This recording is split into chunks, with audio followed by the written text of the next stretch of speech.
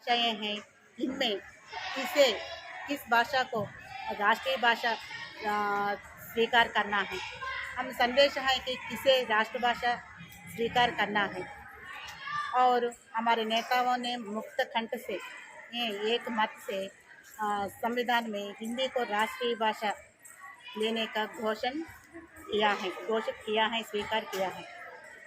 और हम देश को एकता के सूत्र में बांधने के लिए एक भाषा की राष्ट्रीय भाषा की आवश्यकता है और इसके लिए हिंदी भाषा की राज्यांग में हमारे संविधान में हिंदी भाषा को राष्ट्रीय भाषा के रूप में राजभाषा के रूप में स्वीकार किया है। तभी से हमारे संविधान ने 1949 और सितंबर 14 को हिंदी दिवस के रूप में मनाने का स्वीकार किया है, घोषित किया है। उसी दिन से मनाया जाता है हिंदी दिवस के रूप में। और हमारे हिंदी की लिपि देवनागरी है और जो लिखा जाता है और पढ़ा जाता है, इसकी विशेषता क्या है कि जो लिखा जाता है वही पढ़ा जाता है।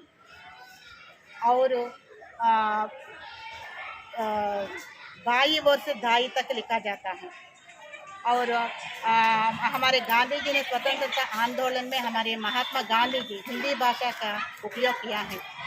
और हिंदी भाषा संपर्क भाषा और जनभाषा है, ये क्योंकि दोनों को मिलाने की भाषा, जोड़ने की भाषा है, जोड़ने वाली भाषा है, लेकिन तोड़ने वाली नहीं है। इसलिए हम हिंदी भाषा का उपयोग करना है और हमें सबको मिलाने के साथ ही एक तो हिंदी भाषा से होता है। और हिंदी भाषा सीखना आसान है और वृंद जी कहते हैं कि करत करत अभ्यास से जड़मत हो तो मूर्ख भी विद्वान बन जाता है। और मेरा विचार है कि करत करत तो अभ्यास से हिंदी सीखना भी आता है।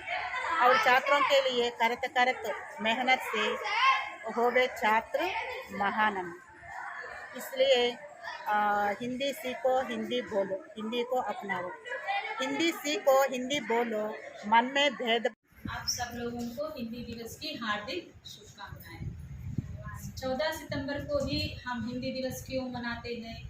क्योंकि 1949 के दिन 14 सितंबर को दिन ही हमारा రాజ్యాంగ यानी संविधान कॉन्स्टिट्यूशन ఉంది కదా, संविधान ने हिंदी को राजभाषा का दर्जा दिया गया। हमारे भारत देश को देखने से यह पता चलता है कि हर एक राष्ट्र को अपनी अपनी अलग मातृभाषा है। तेलंगाना स्टेट्स जो है, आंध्रा और तेलंगाना, उनमें हम तेलुगु में बात कर सकते हैं। और दक्षिण स्टेट जो है कर्नाटका में कन्नड़ा बात करते हैं और केरला में मलयालम बात करते हैं। उन लोगों की ये मातृभाषा है।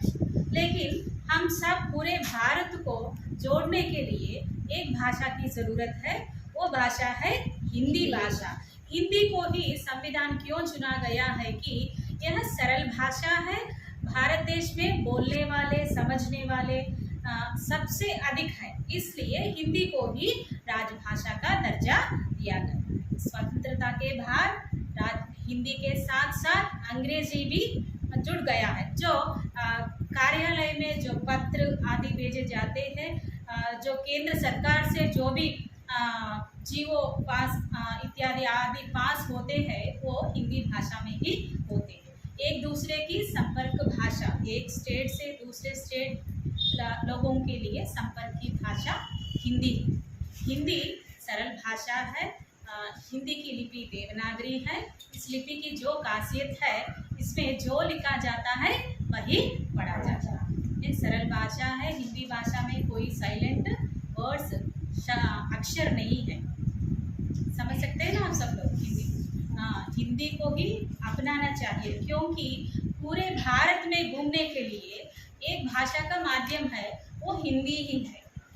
हिंदी को हम आसानी से समझ सकते हैं, तो इसलिए हमारे संविधान ने 14 सितंबर को दिन ही हिंदी को